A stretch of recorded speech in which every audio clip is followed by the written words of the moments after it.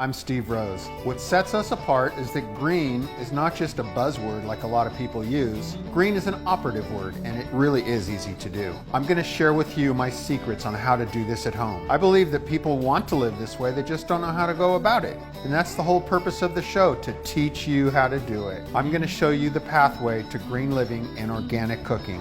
Welcome to the Organic Rose.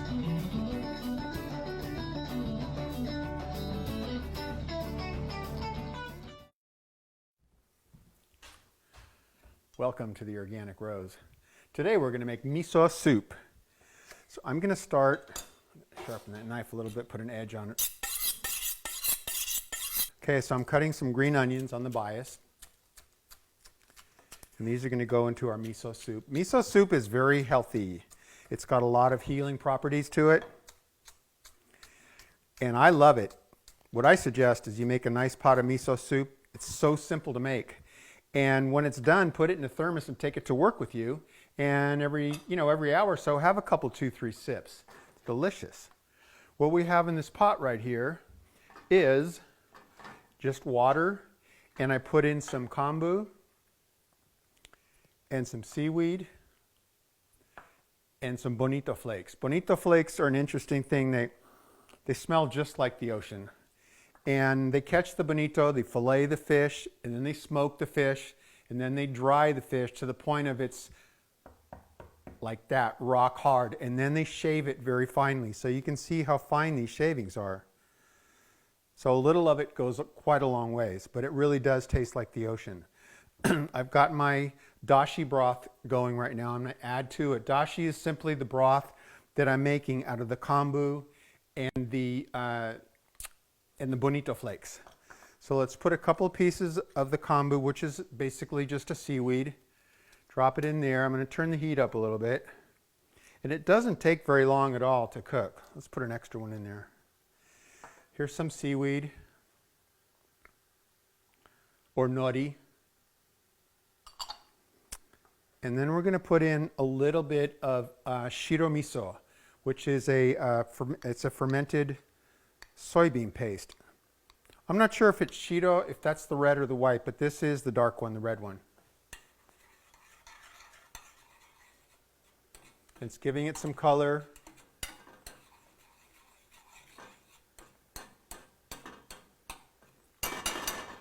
Okay. A couple drops of shoyu, which is Hawaiian or Japanese for soy sauce, but very, very little. It doesn't need much at all. A little bit more. Okay. Now for the bonito flakes.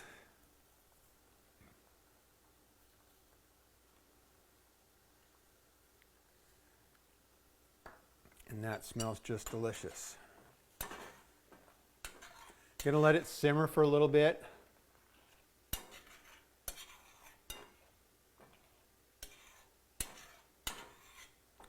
And you can either, at this point, you could strain it, or you could just take out the kombu. And I think that's what I'm going to do. I'm going to leave the seaweed in there. I'm going to leave the bonito flakes in there. We're going to add some of the green, the scallion or the green onion, and then we'll finish off with a little bit of really firm organic, soft organic tofu. So let's see if we can't fish this out of here.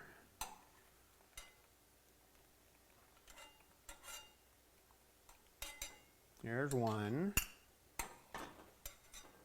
There's two. There's three. Good job, chef. A touch more of the miso.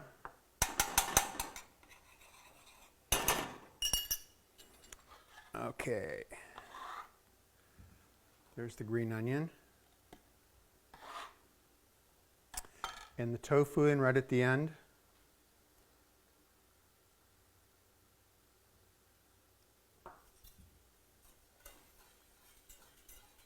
And just mix it gently. You don't want to crush or break up the tofu.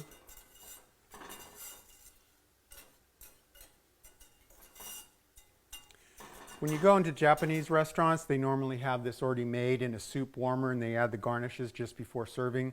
They'll traditionally put the green onion and the tofu into the bowl and then they'll ladle the dashi over the top. and or the miso soup over the top rather, and it's ready to go. So here it is. Oh, just standing upwind from the aromas, the steam coming up out of there. This truly smells like the ocean, because it is.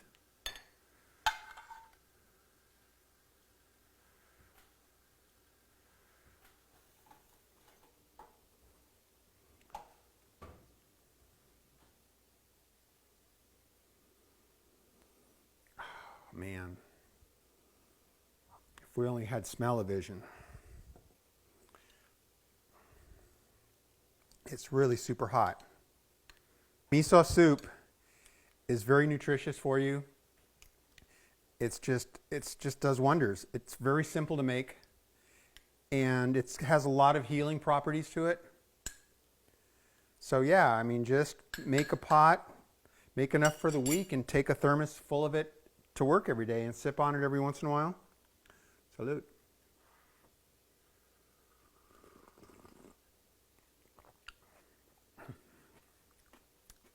More, please.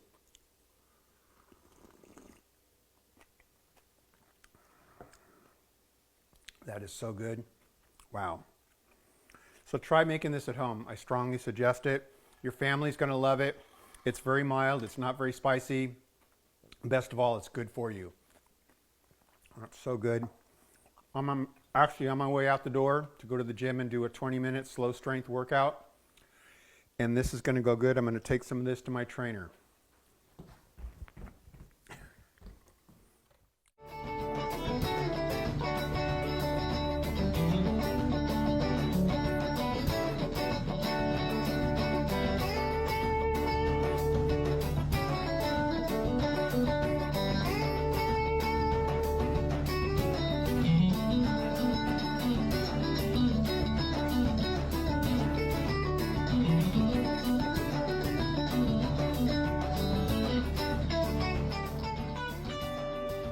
Hey, Wes. Hi, Steve. How's it going? Good, thank you. Awesome, awesome.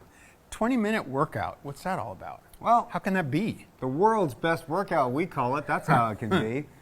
You know, for years, if you were going to a gym, you were advised to work out a certain amount of time, and it's usually like 30 to 45 minutes, but we actually believe that working out harder for a shorter period of time is more beneficial. So we work out harder for a shorter period of time. Wow. So I walk in the door. What's a typical day like here? When you come in to work out with us, the first thing you're going to have to do is clear your mind. You're going to have to get rid of your cell phone. You have to get ready to work hard. You're going to work to a point of momentary fatigue or failure such that it is a very demanding experience and you're not going to want any distractions. This should be a Zen-like environment for you to work very hard. So you're going to go through 5 to 7 pieces of machinery. You're going to get a full body exercise session. You're going to work your upper body, your lower body. You're going to work your core muscles, and you're going to get a cardiovascular session all in under 20 minutes. That's pretty amazing, and it really is amazing. I mean, I feel my body just in better condition than it was when I started, and I've altered my diet a little bit. Obviously, you always want to eat healthy, but diet and exercise, I think, go hand in hand together, don't they? They should. You know, in reality, they don't have to. So we work with people all the time who I talk to about nutrition who they clearly have no interest in what it is that I'm saying because they're just fine with what they got going on. But if you want change, you're likely going to have to do something slightly different. Somebody else is fine, but not here, right? No. I've always been intrigued by this 20-minute workout. Give me a little bit of history about how it started, why it started, possibly where it started. Okay.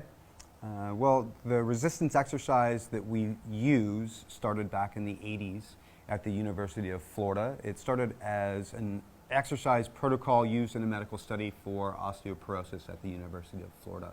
In that, they discovered that it was very, very effective at producing the results that they were after, such as increased bone density as well as increased skeletal muscle, and it just has been used ever since. Can anybody do it? Certainly. There's no age restrictions to exercise as long as it's safe.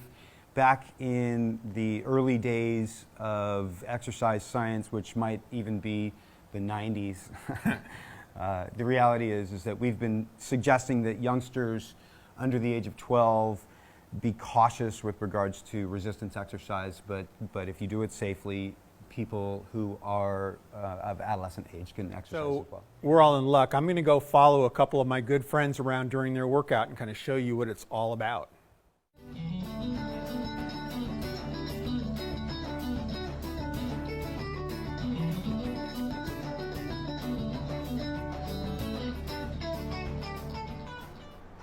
Those abs. What's a typical day in here? Well, the first thing you're going to do is an upper body exercise, like a pulling exercise, a row or a pull down, which is going to work your upper back muscles. Then you're going to work upper body exercise for the shoulders, chest, like a chest press or an overhead press. Then you'll go to a core machine, such as the back piece or a rotary torso. You might do abdominals, and then you're going to do lower body work. So you do small muscle groups to the large muscle groups, and then you go to the bike. After you do the bike, for 3 minutes, did I say 3? 1 minute on the bike. It kills me. Right, and you're done. So that's it, less than 20 minutes. So explain the whole failing thing about having a failure when you're on one of the machines. Okay, so fatigue or failure is interesting in that the body can still produce energy, but you cannot move the weights. We describe failure as the inability to move the weights with the prescribed form. Really what that means is if you break form, I'm going to stop you, but if you do everything I ask, you'll continue to move the weights until it becomes impossible. In that's what brings the benefit of exercise. Calm, barely touch at the bottom, face relaxed please, barely start, it's okay if it doesn't move. Keep breathing, keep pushing, you got it. Good. Down nice and slowly. You're going to barely touch at the bottom. Keep your face nice and relaxed. Stay calm, cool, and collected. Maintain your composure, please. Barely touch at the bottom. It's okay if it doesn't move. And just give me a push. Breathing. All right, there. Turn around, please. Okay, if I turn the fan on.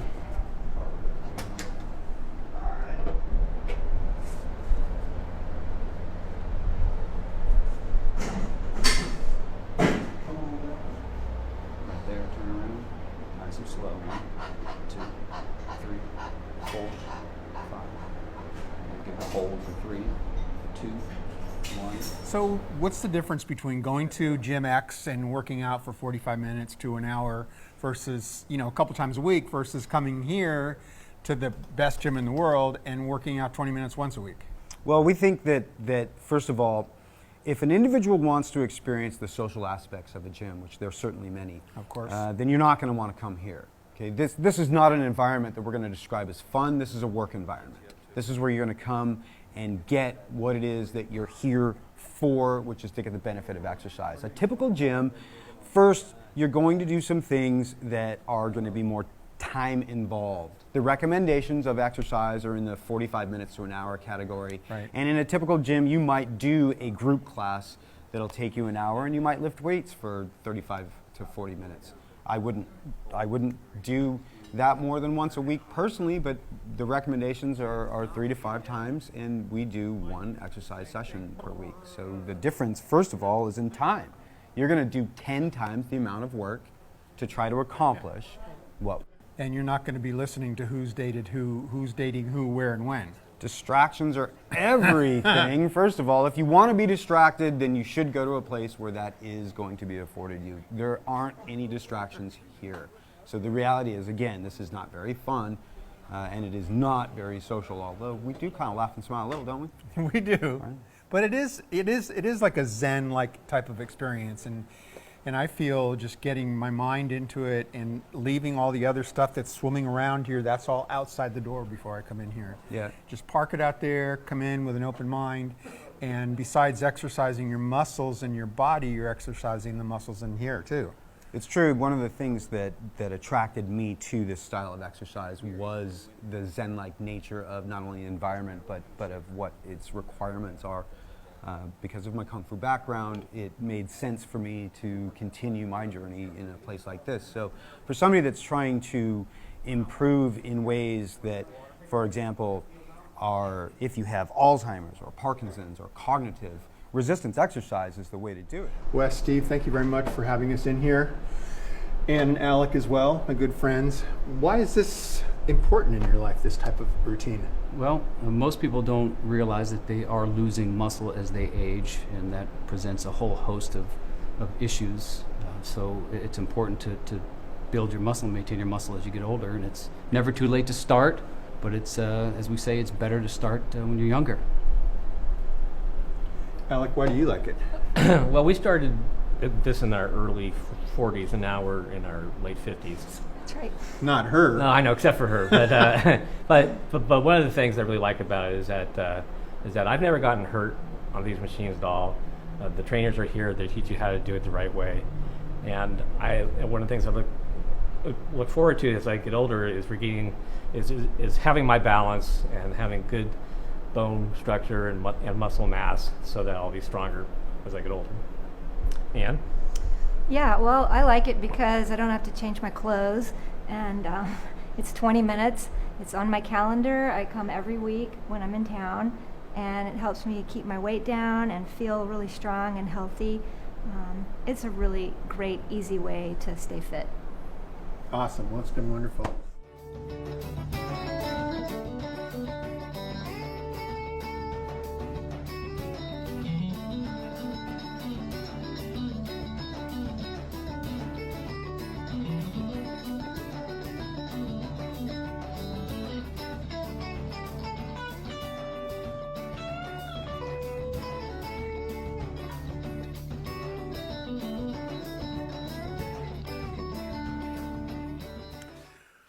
Wow, I just got back from training, and what an amazing morning I've had.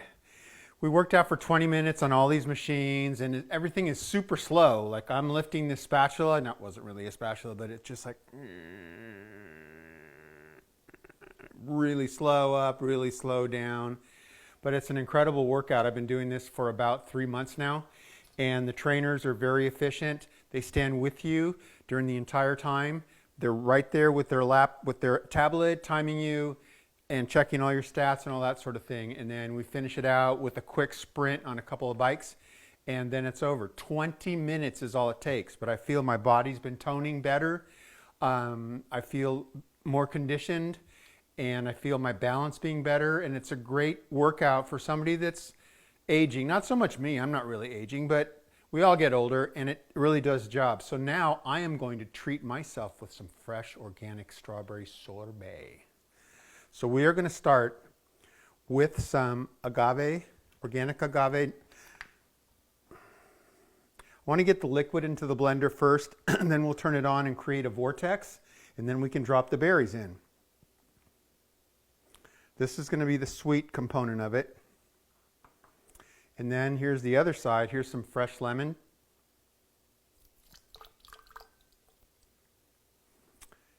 And then this is a mixture of vodka and aloe liqueur. It's got a little bit of sweetness to it. It's got a very distinctive aroma. And what these two are going to do, they both have a little bit of alcohol, the vodka more than the aloe liqueur, but it's going to allow the sorbet, when I put it into the ice cream maker, the sorbet maker, it'll allow it not to freeze completely solid.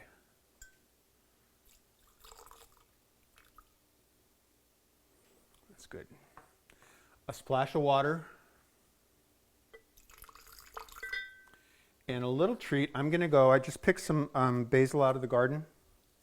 So I'm going to do a little basil chiffonade to add into the sorbet. Strawberries and basil go really well together. So to do this, you go ahead and just stack the leaves. Stack, stack, stack, and then roll them. And then we just run the knife through it and cut it into ribbons. So what you're doing is you're exposing more of the cell wall of the basil leaves and therefore allowing more of the basil oils to come out of the basil and into your product. That's going to go in. Okay, let's turn this puppy on. And just really low and slow for a bit.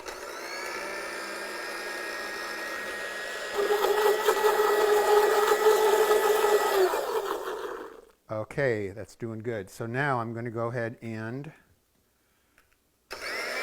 start adding some strawberries.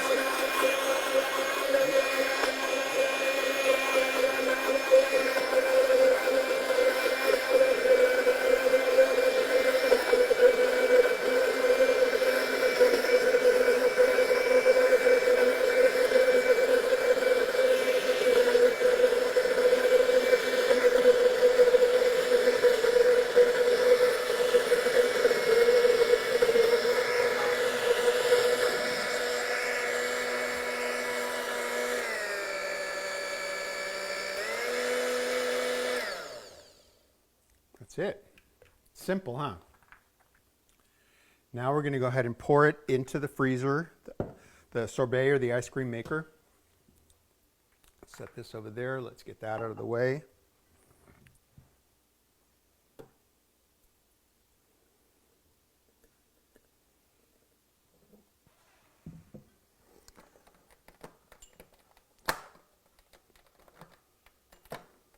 Oh, there we go. Put the rest over here. So when you're making sorbet in one of these machines, you're going to get expansion because it is going to aerate and expand for you. I'm going to add a little splash of vanilla in each one.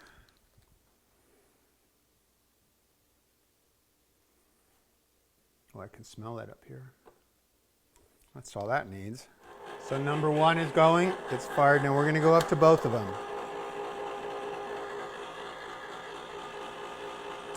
So this process is going to take about maybe 30 minutes or so. Let me go grab a spoon because I'm going to want to taste this.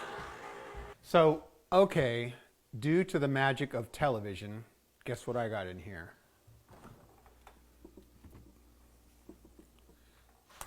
Ta-da!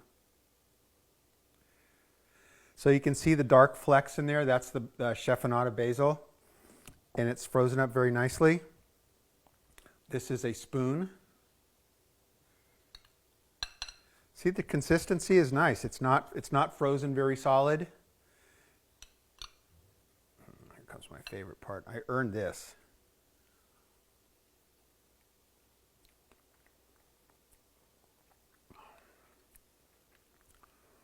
The basil just gives it, between the basil and the aloe liqueur, it gives it something very different. And you get a little bit of crunch from the basil as well as the flavor. It's delicious. So it's easy to make at home. Again, with strawberries, I strongly suggest that you buy organic strawberries. Everybody's on a different budget. But save your dollars. If you're on a tight budget, save them to buy organic strawberries. Strawberries have the highest amount of pesticide applications in the state of California. Organic ones do not. So if you can only afford just the strawberries, then just go for the strawberries. If you can buy other things organic, of course buy them. But this is just delicious. It's very refreshing. There's no dairy in it. So simply, it is fresh strawberries, organic agave syrup, a little splash of vanilla, some basil chiffonade, and I think that's it. Even smells good. But you can go ahead and serve this to your guests, for your family. Slice up a couple of strawberries to put on top, possibly a leaf or two of basil in there, and you're ready to go. But what a refreshing treat for me after working out all day, or not all day, but all morning. So my 20-minute workout was great. I feel strong. We started with some nice miso soup, which was delicious, warmed my body, gave me some nutrition, did my workout, Here it is with treating myself to some fresh strawberry sorbet with a little bit of basil in it. And I want you to try this too. Do the miso, do the sorbet to treat yourself. Be well, be healthy, get strong, and I'll see you next time on The Organic Rose. Next time on The Organic Rose, we explore the best option for stretching your recipes with simple meal planning.